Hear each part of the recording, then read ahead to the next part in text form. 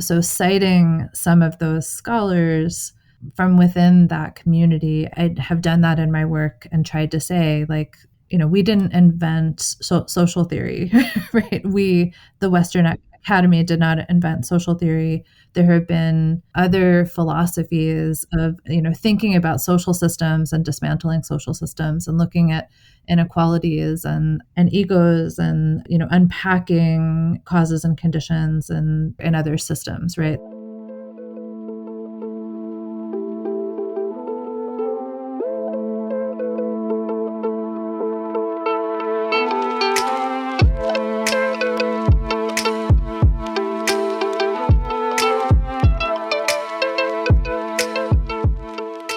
Welcome to Unlivable Cultures, the podcast where we talk way too much about white men.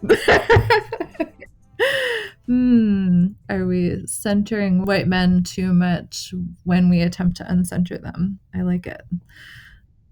Unlivable Cultures, a podcast where we talk about whether academic cultures are unlikable cultures and how we can make them more likable. I don't know if it's a good one or not, but I took my shot. and that's what matters. Exactly. I don't think I've ever said one good one. I have one that's kind of weird. That, but you're going to say it anyway. That was just going to be like, welcome to Unlivable Cultures, the podcast where we rage against our scholarly daddies. So yeah, I have a weird, icky feeling now that I've even said it out loud. So I mean, the patriarchy does that, though. It makes you feel weird, icky feelings. So, right, how many people just want to pretend it's not a patriarchy? Yes. Anyway, 3, 2, 1. My name is Cody Scahan, and I am joined by Julia Coverdale. And my name is Clayton Gerard. And for today's episode, we are joined by the lovely Jess Falcone. And Clayton, I believe you prepared a introduction for Jess. Yes. So Dr. Jessica Falcone graduated with a PhD in sociocultural anthropology from Cornell University. Her areas of thematic specialization include the anthropology of diaspora, transnationalism, futurity and temporality, globalization, material culture and gift exchange, as well as religious studies. Dr. Falcone's monograph, Battling the Buddha of Love, A Cultural Biography of the Greatest Statue Never Built, was published in 2018. Professor of anthropology at Kansas State University, Dr. Falcone is the program coordinator for anthropology. In 2020, she was honored with the Ron Gatch's Teaching Award for Innovative Teaching in upper-level undergraduate courses. So thank you so much for being with us here today, Dr. Falcone. Is there anything you'd like to say more about yourself? Thank you a lot for having me, and I'm really delighted to join. And feel free to call me Jess. I know that's like a complexity for former students and current students, but you should all call me Jess.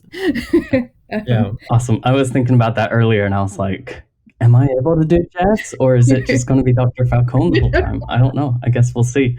There you go. It's another academic culture thing, right? That has a lot to do with the particularities of our little academic culture in the anthropology department at K-State, right? So that's a great segue for what we're talking about today.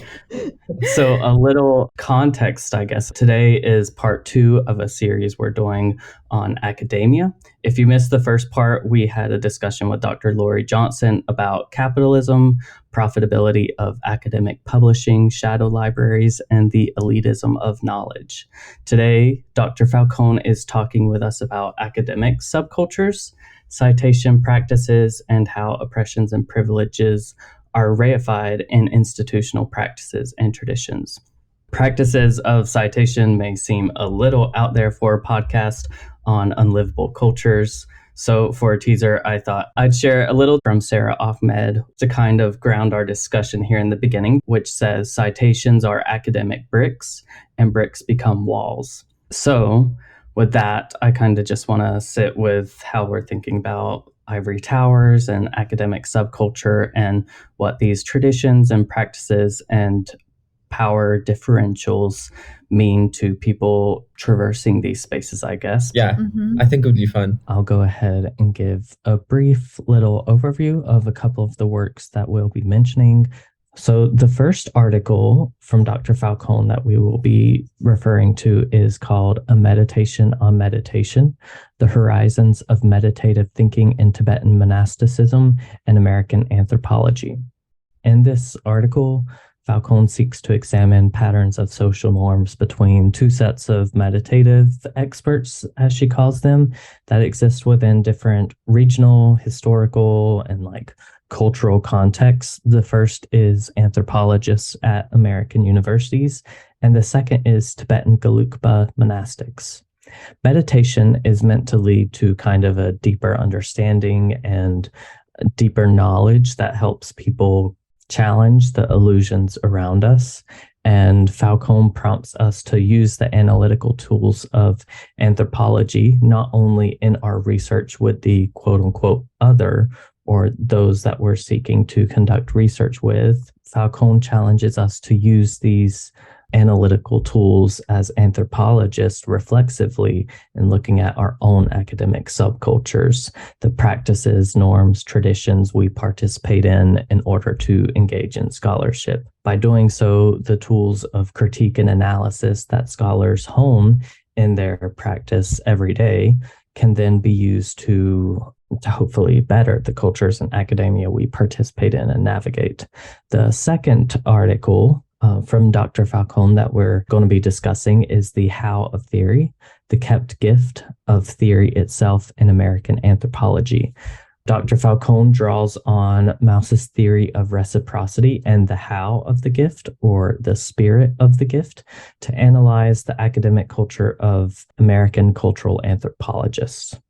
Gifts are part of a complex system of obligations that bind society together and maintain its equilibrium, and gifts and reciprocity have been a huge focus of sociocultural anthropologists since the discipline has come about. Falcone then uses this theory of the how in order to examine citation practices and looking at citation as a form of reciprocity within academia. And as such, it remains part of the cultural practices of anthropologists themselves, and how citational practices and citational relationalities are imbued with meanings. So the people that we cite, the works that we're citing, and our hope to have our own work cited, it's all imbued with affective meanings that connect with one's legacy, reputation, and even a sense of self. So, Dr. Falcone, if I could turn it to you, I'd love to hear about maybe what inspired some of that work and what the experience has been like. Sure. I think that the bulk of my interest in academic culture was just coming out of a sense that I had a responsibility to be thoughtful and reflexive about the institutions in which I was creating knowledge and consuming knowledge. Actually, I became really fascinated with this as a graduate student. So one of the pieces that I wrote, A Meditation on Meditation, I wrote that in grad school and kind of published it at the tail end of my PhD. And I was really interested in kind of looking at the institutional cultures of reflexivity and essentially to what extent do we use our own tools to look at ourselves. And I was looking at that both in terms of the Buddhist monastic world in which I was moving kind of as an anthropologist, but also the anthropological world that I was moving in as a young scholar, a young junior scholar. So that was one project. As I was working on that, I was also thinking about what would it mean to use some of our literatures to kind of interrogate our own knowledge production practices. And that's where my academic article, The How of Theory, came from. I was really interested in thinking about our use of theory and citationality as a gift exchange practice, right? And so, both of those pieces were slightly playful, in terms of kind of using our own tools to kind of think about the work that we're doing as academics. I've continued to think about academic culture. Most of my recent work about it has been on academic writing and genre, but my interest in academic culture has not subsided in the least, but I've definitely been pushed away from it by mentors and by, folks who just seem to think, well, okay, that's a fine side project, right? But when are you going to write the book about the Buddhist culture that you're supposed to be researching, right? So, I will say that I've definitely resisted that to some extent, but I've always had to kind of negotiate that tension between how important I think it is that we interrogate our own institutions and the subcultures that we're a part of, and then the advice that I'm getting about, what I need to do in order to be a successful practitioner in my fields. We can talk a little bit about that as well later if you want, just kind of the roses and thorns of even having these conversations, right, about academic culture, right? I think there's a lot of both. So is this jeopardizing all of our futures to have a discussion like this? I don't think it's jeopardizing anyone's future. I think that there is some institutional pushback that you could potentially come into contact with. For example, I've had academics kind of call this type of work navel gazing. I've had academics kind of say, oh, well, it's very self-indulgent and self-absorbed to be so focused on your own anthropology culture, right? I mean, we shouldn't be focusing on us. We should be focusing on them. I clearly disagree with that, right? But there is a sense in which, and Dominic Boyer said something in one of his pieces about the way that this kind of like thinking about knowledge production practices can come across as being, in a state of triviality, right? And so that is also a part of academic culture, right? The fact that it kind of resists the kind of reflexivity that I think would make it probably a healthier place. The other thing, occasionally, sometimes people will say the only people that are really doing this kind of work, they are, talking about oppression. They're talking about the ways that women's voices or, particular groups, underrepresented groups, are not being cited or not being put on syllabi. And some people are listening to that finally, like there's been a little bit of a wake-up call, but there's also still people that might even accept that truth, but then say, well, what's the use of talking this much about it? You're being complaining or you're being difficult. Sara Ahmed, whose piece we read for today, like she has a whole book about complaints, right, within the system, right? But she's also had to leave academia because she was dealing with sexual harassment issues that weren't handled well by her institution. So this is just to say that, like, sometimes if you interrogate the institution too much, the institution kind of like pushes back, right? They're like, stop, poking at the people with power because they don't like it. So, with that said, I still think it's really healthy to have these conversations, and I wish there was more of this. So more, please. Spoken from my very safe vantage point as a tenured professor, right? So,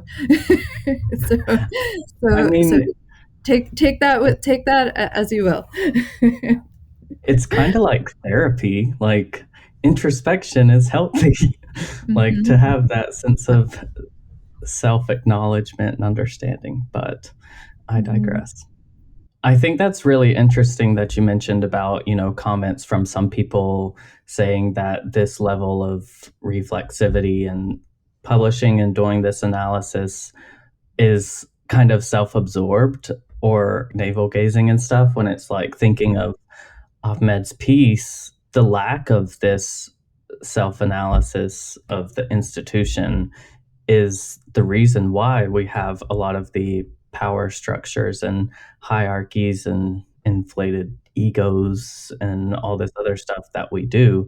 And, it kind of is perpetuated in our citational practices, which we can discuss further on. But I just found that comment to be really interesting, especially, I don't know, the system likes to protect itself. So, yeah, I completely agree. I think that it is people in power don't like to be challenged. So I do think that there needs to be some pushback to that. And I loved the Sara Ahmed's piece, the white men piece that you asked us to read for this. I had never read that before, but she does make the point, like you have to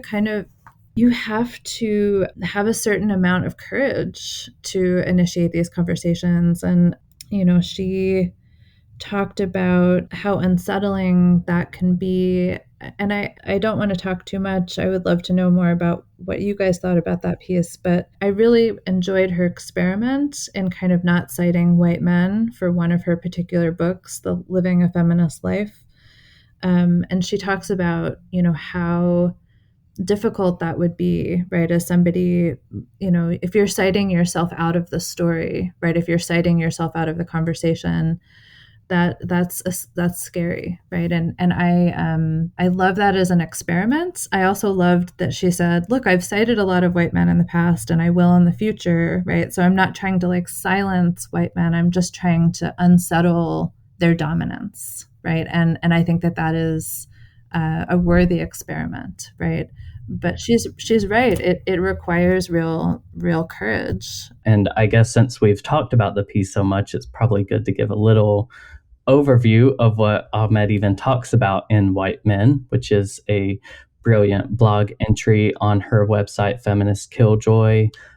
Basically, she's using white men as kind of a term that encapsulates how entrenched white men are in academia and in the institution. So it's not just individuals she is calling out, but the system itself, and names it white men in order to actually, I don't know if put shame on is the right word, but to kind of call out the, ways in which white men are centered and put on a pedestal and given the power in these realms. And it's not just the embodiment of someone that is cisgender and white and of a certain age or something, but it's the habits of thinking and the ways of talking and the, citation practices and interactions with theory and everything else that she encapsulates within this white men. In Ahmed's words, she says, an institution typically refers to a persistent structure or mechanism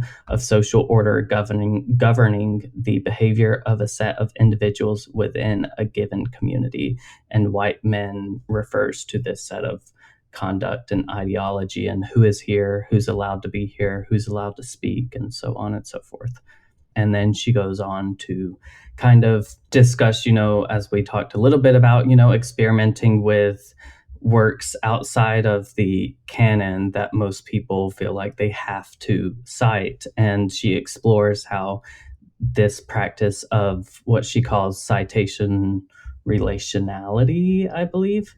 Yeah, citational relational is kind of how white men create this circular system of like white men citing other white men who teach other white men to cite, themselves, and so on and so forth in this unending cycle. And she talks about the relation being one that's paternal and kind of builds up and scaffolds this patriarchy.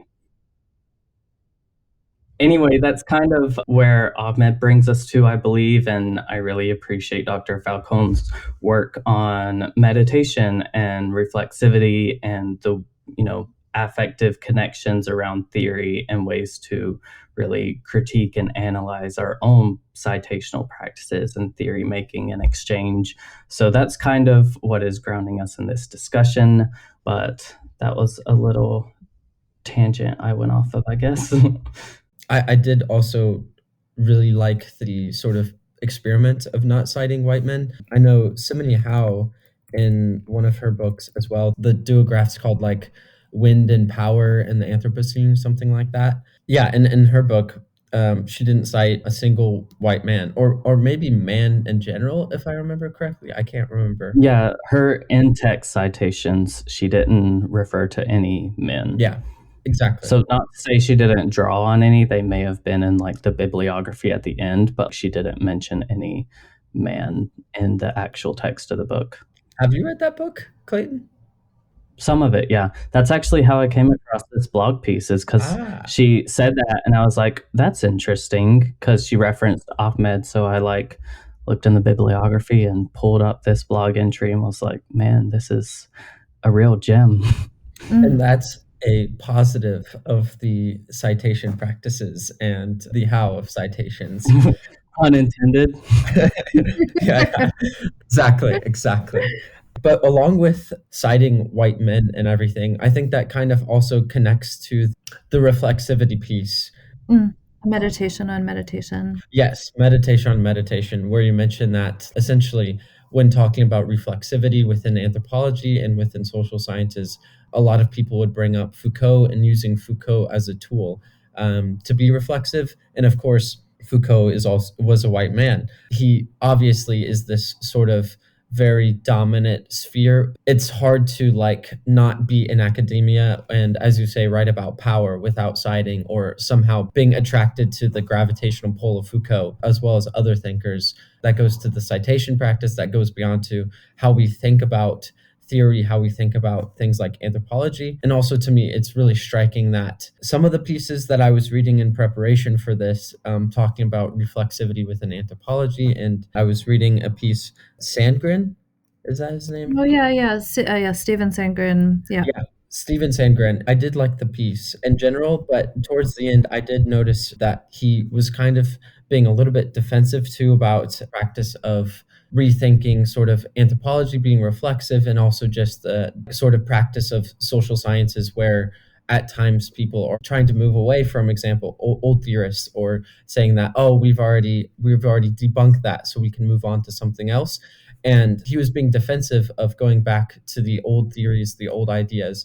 But what is striking to me is that like that kind of only furthers the focus that we do place on predominantly white men within academia and the social sciences, and bring it back to them and how it shapes everything we read and our theory crafting even in the future. Mm-hmm. So absolutely. Yeah. He was actually one of my professors at Cornell. And so, I read that piece kind of in his like stodgy voice. He was, really bright, but really grumpy. And so I remember thinking about that as I was reading the Steve Sandgren piece that we were talking about. It, I believe, is called An Anthropology of Anthropology, or is an Anthropology of Anthropology possible, right? And he's pretty grumpy about it. And I think about that. And I think about the things that when I took a class with him, I took anthropology and psychology or something like that. But every single thing that we read in that class, I believe, was written by a white person. So mostly white men, a few white women. And so it was interesting to me, thinking about his resistance to kind of rethinking the canon, his resistance to kind of this type of interrogation of anthropological practices. That seems consistent to me with kind of where he stood on some of these questions when I was a grad student. So, and I think he's one of those people that just wants to make sure that we don't write him out as a white man, right? And I understand that, right? Or write out his professors who were mostly white men. I can understand that. I do deeply understand. And a lot of what I'm talking about in the How of Theory is the way that there's like a really emotional, affective component of this, where we're writing ourselves into these long-lasting conversations that are kind of guaranteeing us a type of immortality, right? If we continue to be cited within these conversations.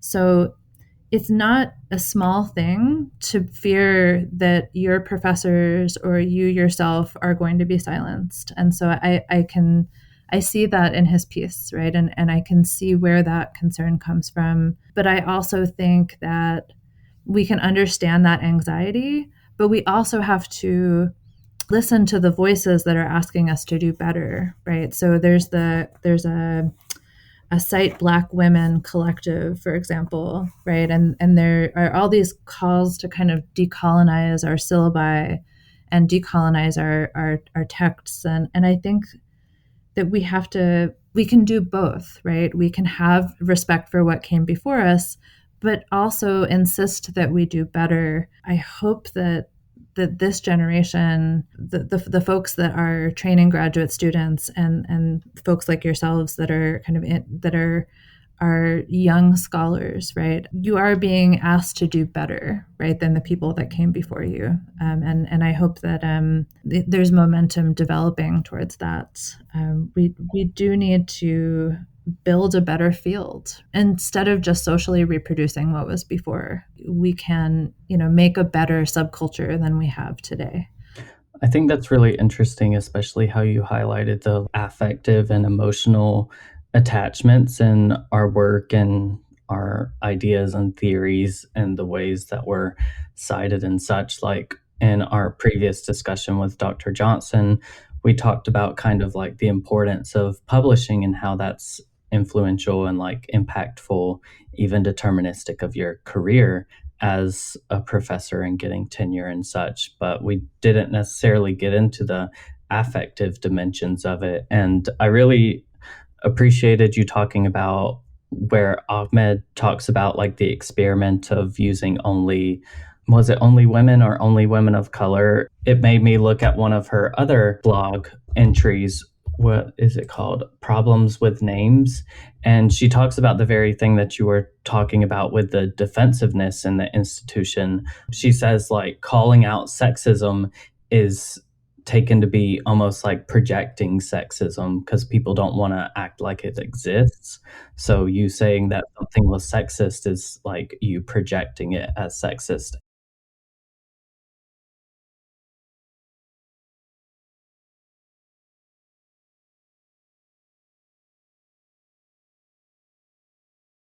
I was just thinking, it's so funny that you called Lori Dr. Johnson.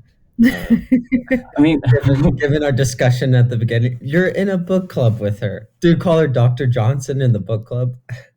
I mean, she earned that degree. It's so interesting because when I was an undergrad, every professor was called by their first name. And I loved that. It would have been unthinkable for me at that point that I would have become a professor and kind of asked my students to call me Dr. Falcone. But there is just a different culture here. If it's only men that are being called doctor, actually Sara Ahmed has this really interesting part of the piece on white men where she talks about the way that there's almost this expectation when students walk into the room that a professor is going to be a white dude with a beard, right? And I felt that acutely when I started teaching, that I didn't look like a professor, that I had to prove myself to students. You look like a professor now. Thank you, Cody. Yes. I appreciate that. I do think that there, when you're in a room full of like 400 students in Kansas, right? There are some students who are like, and I'm older now, but I was, when I started teaching 15 years ago, they're like, who is this young woman and why should I listen to her? This isn't what a professor is supposed to look like. And so that is why I adopted the Dr. Falcone moniker. And of course, now it's a part of the culture war, right? There's all sorts of people that are saying like, whatever, Dr. Joe Biden shouldn't be called a doctor, whatever, only medical professionals should be called doctor, whatever. So now that it's a culture war, I actually feel that it's important to kind of stand with other women who are saying, call me Dr. Falcone.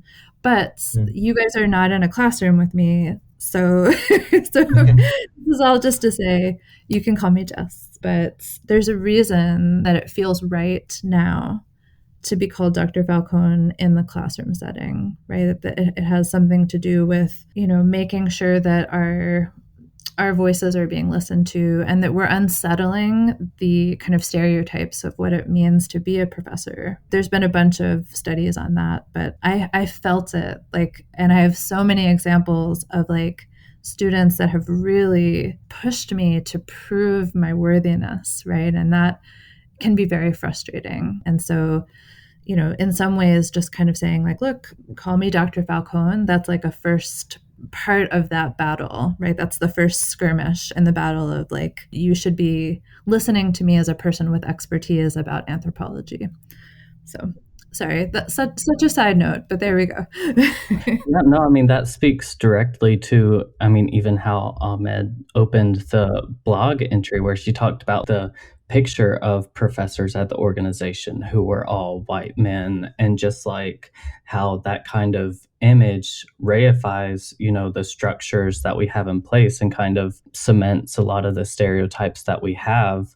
And then, just this more everyday, like granular level of struggle against that, because it's affirmed in our citational practices. It's affirmed in even the ways that we describe professors, because she talks about like the descriptors that we use based on gender and everything else. So it's really interesting that you mentioned that. Yeah, I really appreciate her call to remake our academic culture. I mean, that's really what I saw this as a challenge. I saw this as a challenge that she is kind of laying out for us. I appreciate her experiment. I appreciate her, taking this so seriously.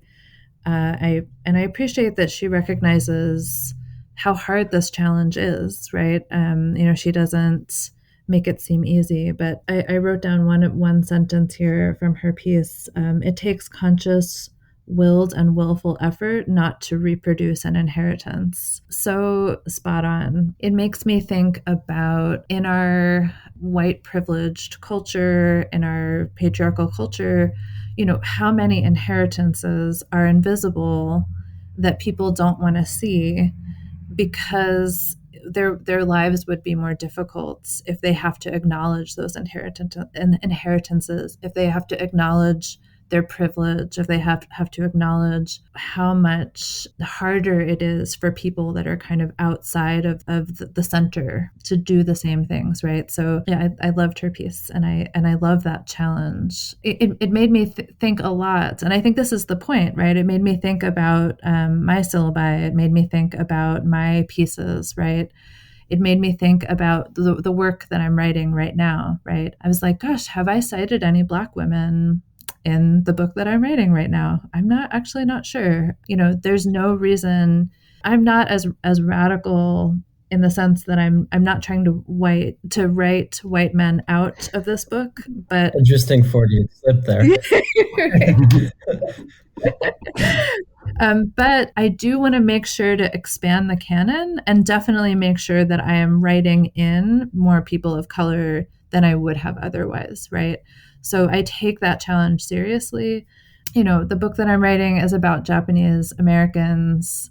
So I have cited a lot of scholars that are Japanese American, but I will have to dig deeper and go further and make sure that I'm integrating Black voices and Indigenous Hawaiian voices. I think that that's that will make for a richer book in the end. So.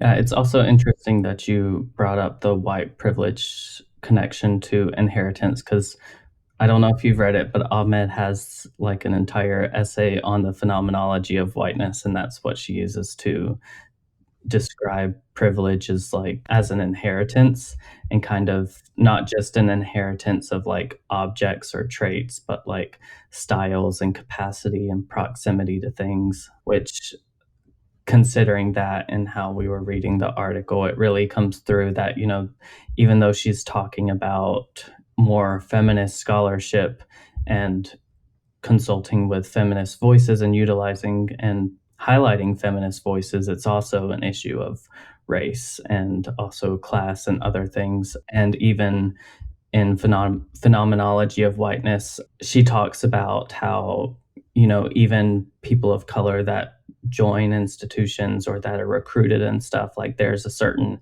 amount of whiteness people have to inhabit or try to assimilate to in order to be successful in those spaces. And that's definitely something that we see with citationality and ways that academia kind of trains us to always cite the canon, who are typically white men. A few white women can be in the canon, but usually it's not more marginalized voices or voices of lived experience and such. Julia, do you have anything to add? You've been quiet. You've been so quiet. Yeah, because I've been like having lots of archaeological thoughts, which are Very relevant. they're relevant, but they're a little bit different because the work that we do is different. Tell us about it. Yeah, there's like a level of there's definitely a lot more work to collaborate and work with Indigenous scholars within archaeology, but part of that is still like there's still, from my understanding, which is obviously a white understanding, there is still like a very high like mental tax for a lot of Indigenous scholars coming into archaeology because of like still having to work against these racist ideas, having to interact with like remains of ancestors that are still housed in an institution that haven't like gone through the NAGPRA process yet because of the institution or because of the department itself. So it's just like that is hard. And then I've also found within my experiences within like research based archaeology organizations that Indigenous scholars within those organizations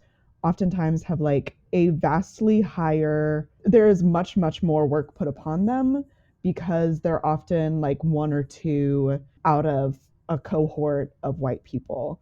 And so like they are required to not only do emotional labor, but also do a lot of like physical research, a lot of education of the public and things like that that white scholars are not really asked to do. So and also this is like coming from my experience as a North American archaeologist. So the experiences for different regions of archaeology could be vastly different, and I'm just not as familiar with it. But from my experiences, it's because we are working with physical remains and with physical people. It's not that the culture is better, it's that there seems to be a current attempt to work more with Indigenous people, but that comes like at the cost of a lot of Indigenous well-being and all of those things. And regardless, so much of archaeology and like the things that we do and the things that we think about is built off of the original theories and understandings of white men and like the original like categorizations of white men that are not how like Indigenous people see or understand their ancestors. And so it's like just like all of it is really interesting to think of, because if we really want to try and deconstruct colonialism from archaeology, there's a lot of work that has to be done that people are definitely not willing to do. Yeah. I think there's a lot of things to pick up from there, actually, that I think there are more overlaps with anthropology than you might think. But like, for example, or just academia in general, because when you were talking about the sort of tax or toll that it takes for Indigenous scholars to get into archaeology, I think that kind of resonates broadly with many scholars of color, feminist scholars, queer scholars even, who are trying to get into the social sciences, especially because they're the ones that have to fight for decolonization, for feminist social sciences, for all of these things. So it's like it is this additional burden of if they don't do it, then no one else will. So they kind of have to do these things. And there's like very well referenced times when scholars of color or women scholars are actually hired. They're hired for like, especially like African American studies positions and everything like that. So they're pigeonholed within this certain area, required to do these things. But, it could be a lot better if there was other people, especially white people, using their privilege to help and further the decolonization cause and things like that, instead of just contributing further by saying reflexivity is too hard, we shouldn't be doing it, has too many pitfalls or anything. I'm thinking of like the Ryan Cecil Jobson piece, The Case for Letting Anthropology Burn. Dr. Jobson wrote in context of like I believe it was the 2020, maybe 2019 AAA conference, American Anthropological Association conference. If it was 2019, that might be SAA, because that was the whole Albuquerque sexual assault thing. It was happening during the wildfires in California. It was because it was in San Jose, I believe. Okay, then it wasn't about SAAs, but which controversy do we want to talk about? Yeah, which controversy? Exactly. Like, yeah, just side note really quick, but one of the pieces mentioned a controversy at Harvard with an anthropology professor who was like sending sexually suggested messages to their grad students. And then I was thinking of John Conroff.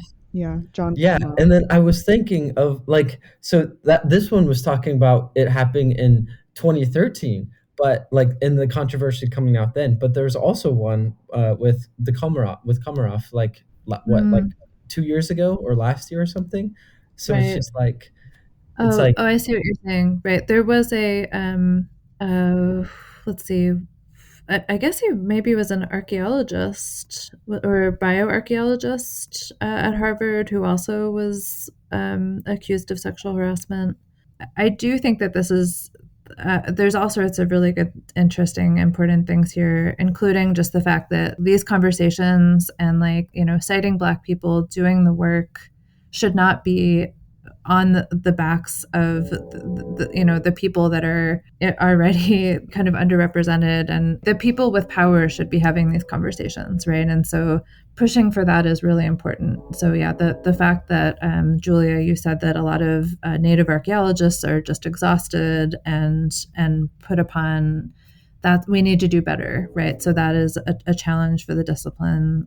We need to make sure that this type of unsettling of power structures doesn't fall, solely on those who have less power, right? That's a big problem. I do think that the conversation about, the Gary Urtons and the Komaroffs of the world, right, whether we're talking about archaeology or cultural anthropology, I think it's an interesting question about the citationality question, right? When we find out that somebody has been a sexual harasser or a sexual predator or a bully, even just an academic bully, right? Or, somebody who's been really cruel, who's manipulated their graduate students, do we then stop citing that person, right? So the Komaroffs were, John Komaroff and his wife, they were really big when I was coming up in grad school, right? And so, you were supposed to read their work and you were supposed to be able to cite it.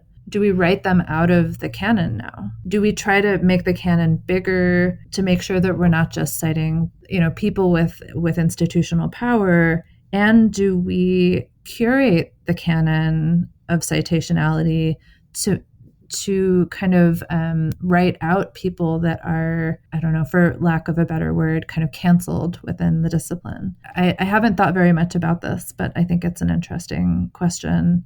I certainly won't put them on my syllabi anymore. So for what it's worth, I have been doing some of that curation, but I haven't thought very extensively about this issue. And what do you guys think?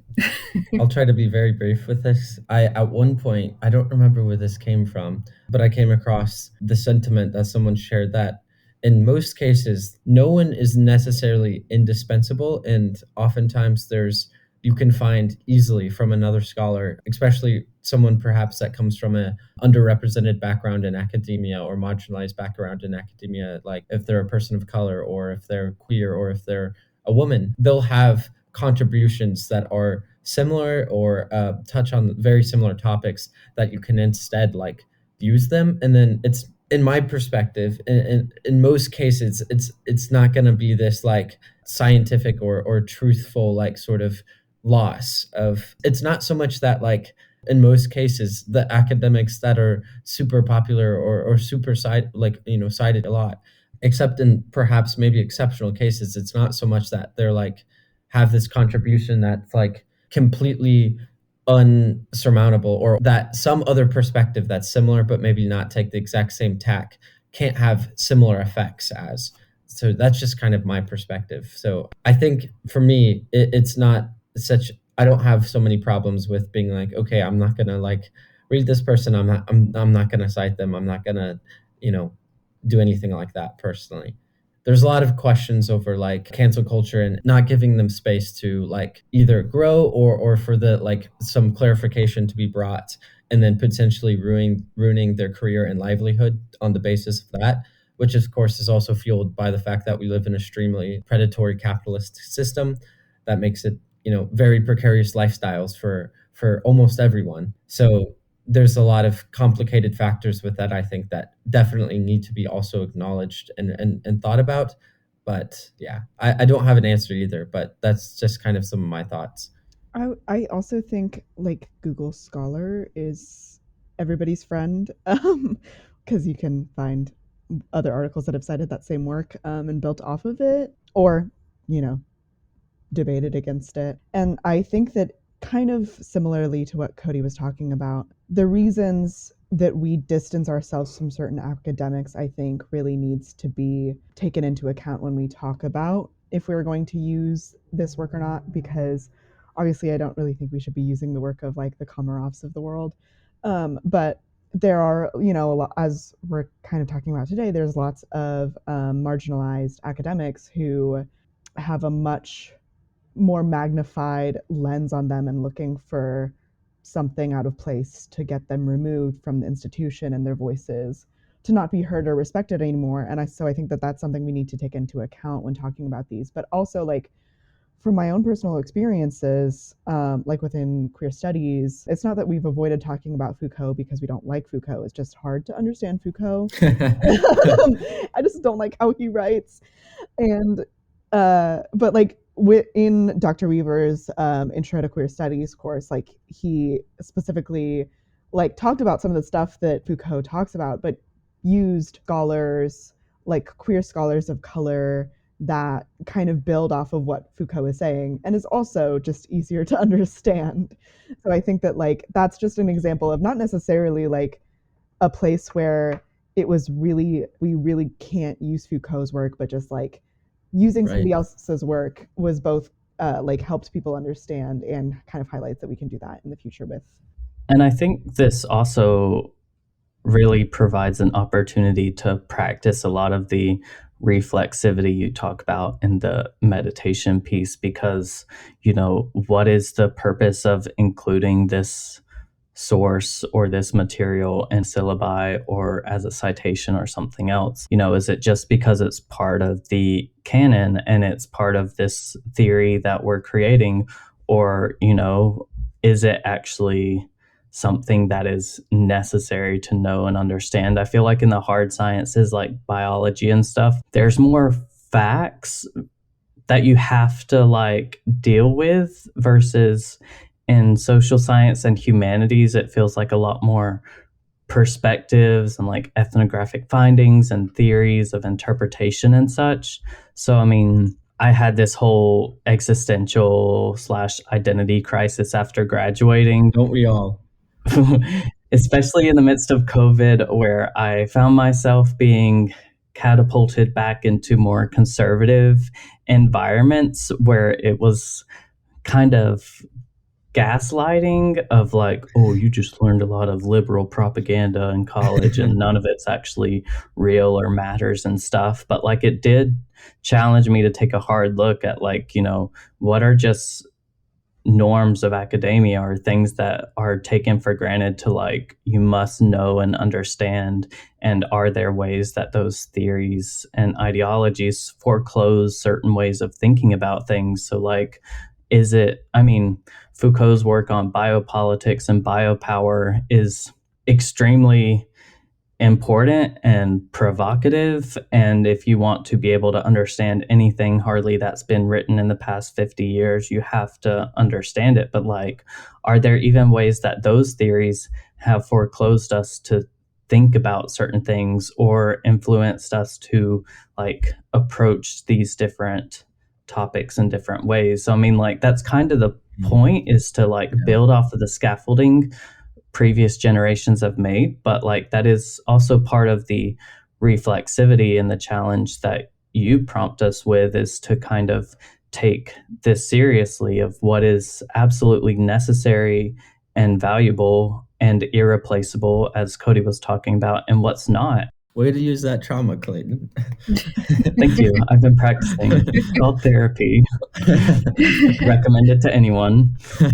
And also, like, kind of to refer to a little bit of what Cody was saying, like, there are a lot of marginalized voices and underrepresented voices that have not been heard or have been suppressed over generations.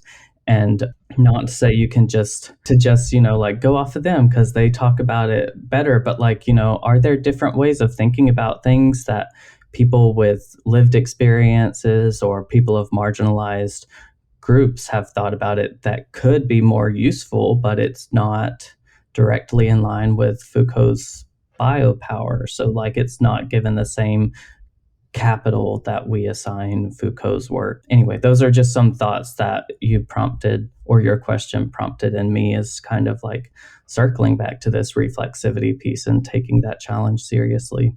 I give 2 thumbs up to the idea that we should be looking for a wide range of people to cite, right? And to look for, so, Julia, you were talking about, using Foucault, but also, engaging with marginalized voices that are saying similar things, whether they're engaging with him or not. I think that's important. I do also want to acknowledge that all of you are students, and some part of the work that you are going to be asked to do as students that are being kind of enculturated is very performative.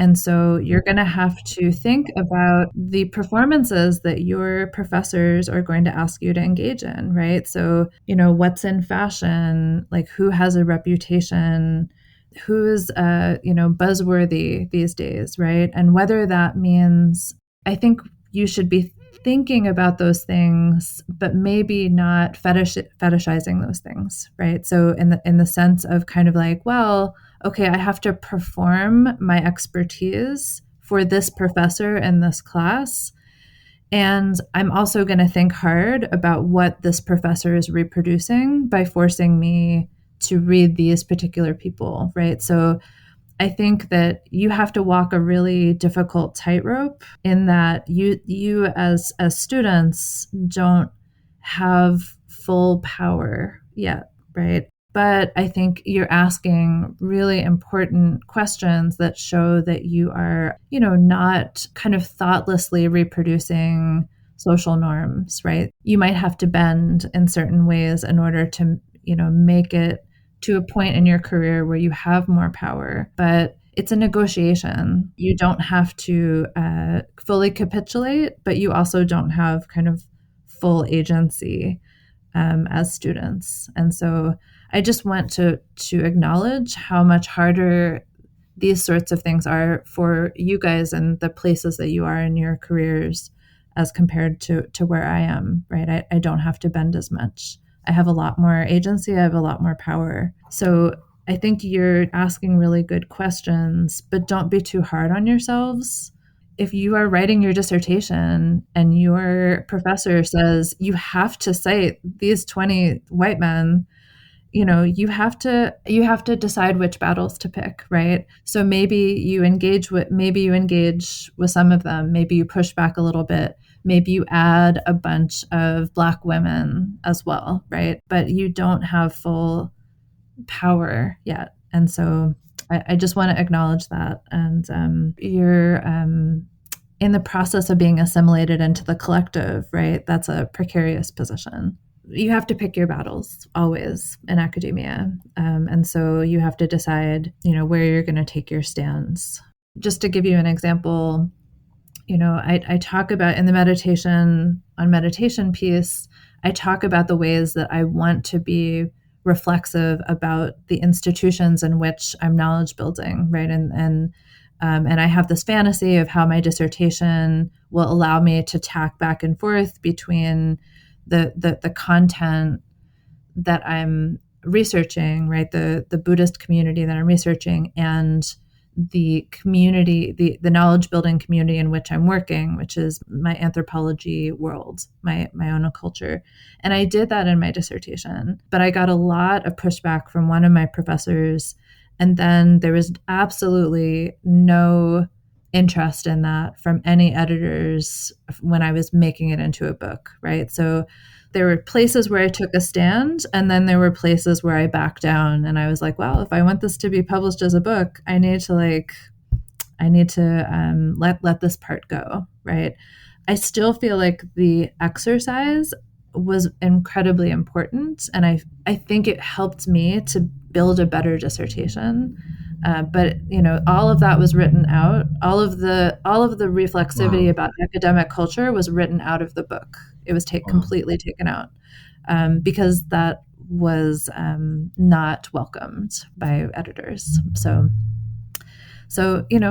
it's always a negotiation with people who have more power than you do, right? Could we still read that somewhere? Like, my dissertation, I believe, is available through the whatever doctoral thesis a clearinghouse. But yeah, there and of course I'm willing to share it if but I think the dissertation is available widely. But yeah. Great. Okay. I mean, I think that's also like one way of sort of resisting the system. Is just like, I mean, we've had a previous episode on like file sharing websites and things like that. So it would just be interesting to maybe, I guess, think about similar things I can be doing that would be uplift the voices of marginalized scholars, that would kind of go against some of the negative aspects of citationality, how it exists currently. Yeah, I mean, I think I make this point in my How of Theory piece, but when we talk about academic cultures, you also have to ask the question of like, which academic culture, right? I mean, and it's so, you're in Iceland, you are embedded in a completely different academic culture. I do kind of qualify that I'm talking about, like US based anthropology in broad strokes, but how problematic that is as well, because there's many academic cultures even under that umbrella. If I'm studying anthropology, I did a year at Jawaharlal Nehru University in India, and that was a completely different academic culture, right? I mean, and so there's lots and lots of different, we have to, I think, be cognizant of those differences, but also I think that we are all agreeing that kind of trying to interrogate our academic cultures, whichever they are and wherever we are, has value. Right. And so I think maybe I'm actually assuming that you guys all agree with that. Maybe I should using your position of power right now. That's right. You guys agree with me. Dang it. But I feel like just the fact that you're having these conversations like makes me feel like you all are on board with that kind of like key issue, right? Is that thinking about academic culture, using our own tools to kind of think through our institutions, roses and thorns, like that has value. And it is kind of crazy how rarely we do that as academics, right? Either as students or grad students or faculty. We're not encouraged to do that. And that I think is harming all of us, right? So I think that we could be a better discipline. Anthropology could be better if we engaged in these conversations more often. So thank you for initiating this one. Yeah. I appreciate it. Yeah, and with your how piece, what I really appreciate for me, what it was evoking when I was reading it too, is like there seems to be like a couple of things, more than a couple of things you're doing, but a couple of things that really stood out to me was like, on one hand, it's this sort of in some way pointing, like I wrote in my notes, pointing to an outside of the institutional story of citations in academic work. So it's saying there's like something within maybe anthropology, maybe within the social sciences, maybe within most academic disciplines in general, that like on one level, what the scholars often think they're doing is, or the reason that they got into this academic work in the first place is kind of different than maybe what comes out and what is represented in sort of the institutional structures of how you're supposed to be citing people, how like the nature of academic work in general goes. And then on top of that, I felt like a hint of what you were kind of doing with using like sort of the tools of anthropology and using like terms like how and using these concepts is sort of a reenchantment of the discipline, you could say, or some sort of like, it reminded me of sort of like the romantic conceptions that people might have, or of anthropology and sciences generally of old. But obviously there was a lot of problematics that was associated with these sort of romantic ideas of being a swashbuckler and going to these cultures and studying them and everything. But cough, I think colonizer. Exactly. I wonder, there's so much to be explored here with maybe like, I mean, a lot of Indigenous scholars are trying to do this and have argued for a long time, like especially Robin Val Kimmer with the book Braiding Sweetgrass, about sort of like bringing other forms of knowledge practice and knowledge creation into academia. And I feel like this is kind of something that I was picking up on when I was reading your piece, because it's using this sort of anthropological language to counter some of the institutional practices of citations, or at least bring some different like sort of perspectives and nuances and aesthetics to it that make it less corporate and money making and things like this, which I just thought was like really, really amazing. I really appreciated that so much. Well, I appreciate that a lot, and I think you're definitely picking up on a tendency from the meditation piece as well, in which I'm also making the argument that there are Buddhist social logics that should be taken seriously as social theory, right? And that you know I've done this in other places as well, but the idea that Gelugpa philosophy within the Tibetan Buddhist system is a social theory, right? It's a social theory that they have access to, and they're constantly doing the work of looking at the underlying causes and conditions that create the illusions around them.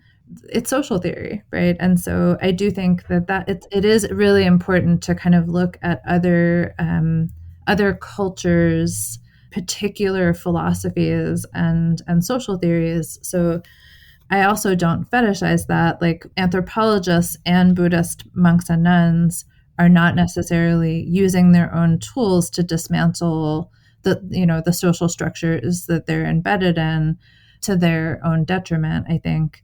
But it's important to recognize that other cultures have really robust social theories and to kind of acknowledge them as such, right? So I definitely have tried to do that. And it's very easy with Buddhism, because Buddhism, you don't have to do a lot of work to say, like, this is a really interesting and important social theory. And people have, it is its own academic world, and people have been debating within that academic world for a long time. But our Western academic world has refused to see that. It's, for me, that's an easy argument to make, right? That social theory has value and should be respected as such. So citing some of those scholars from within that community, I have done that in my work and tried to say, like, we didn't invent social theory, right? The Western Academy did not invent social theory. There have been other philosophies of, thinking about social systems and dismantling social systems and looking at inequalities and egos and, unpacking causes and conditions and other systems, right? So braiding sweetgrass is a good example of acknowledging those other sociocultural worlds, right? Those other social logics. I think Buddhism has been, a place for me to find those other voices as well. There's a long history and many academics from within the Tibetan Buddhist system for me to draw from. And Buddhism is only a mere 2,500 years old. So, It's right. they've only been doing social theory for over 2,000 years. So Yes. nothing to draw on there. Nothing. That's right. That's right. Now, us Westerners, we're the real founts of knowledge. That's right. That's right. I mean, I'm saying that this is like an obvious thing, but I got a lot of pushback about that in my dissertation as well, right? I definitely had professors that were like, Buddhism is your subject. It's not your job to draw on Buddhist theories and teachings and use those as social theory. And we don't like it. So I definitely did get some of my faculty were more open to that than others. And a lot of that, again, had to be dropped from the book. Not all of it. I held on to some of it, but framing my whole book that way just wasn't getting me anywhere. So I had to make a lot of compromises to be published. I made fewer compromises to get myself through the PhD. I don't know. I was a very fussy PhD student. I guess I should be. I guess I should be thankful that they let me graduate. Because I'd get pushback and I'd be like, yeah, no, I'm standing my ground on this. And I did that fairly successfully and graduated, but then I had to really compromise in order to get pieces published, right? So in order to get tenure and not get fired, right? So within our capitalist system, not getting fired ends up being really important. Yes. Gotta keep that healthcare. Yeah, that honestly reminds me of one of the pieces we read in your class. I think it was the Anthropology of Futurity class, Rescuing All Our Futures. I think Sardar was the editor, but they mentioned in the introduction that they wrote a piece for decolonizing future studies that was taken off of the journal issue it was supposed to be published in because people didn't like how it called them out. Right. I love that edited volume, the Decolonizing Futures volume. And maybe it's a good sign that people within my generation are starting to work to decolonize our syllabi, because that was not taught to me in grad school. Like I had to go out and find it, and it made the course better, right? It made the course doing the work of bringing in more voices, right? I mean, I'm not going to get rid of Vincent Crapanzano, but I can't just have Vincent Crapanzano, right? It can't just be the white man that I read in grad school, right? Like there are a lot of other important voices, and yeah, it's a really good volume that does help us think about citationality as well. There's a whole piece in there about how, authors in the global South are not being cited as much and how problematic that is. So I think, bringing it back to citationality, there's some good pieces in there that make that point, that like we can't let men or white men, those of us that are writing in the global North, be the only voices that are articulating the future, right? And how crucial that is. So all of these things that we're talking about, there's been lots of super smart people that have been saying them for a long time.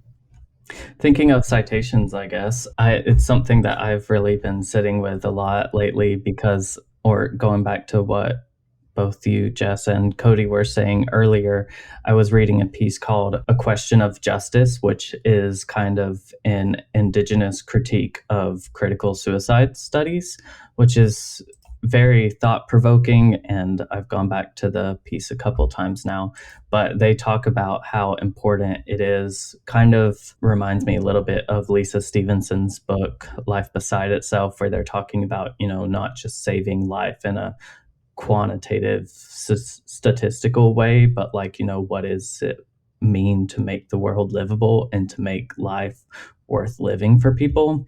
And they mention having centering indigenous theories and using indigenous methodologies for these critical suicide studies. Like they say, it's problematic to just mention colonialism, which I think is a lot of the performative traps that we fall into in academia is like, well, make sure you at least mention it, but it's not actually integrated into the critique or analysis or the call to action, if that even exists in the academic work that's being produced. But utilizing this knowledge and incorporating it into a critique to actually illuminate like the entrenchment of colonialism, and not even just that, but like a commitment to recognizing kind of what you've mentioned a little bit with like Buddhist social theory and such. Like there's different contexts and different histories to all these different issues and ways of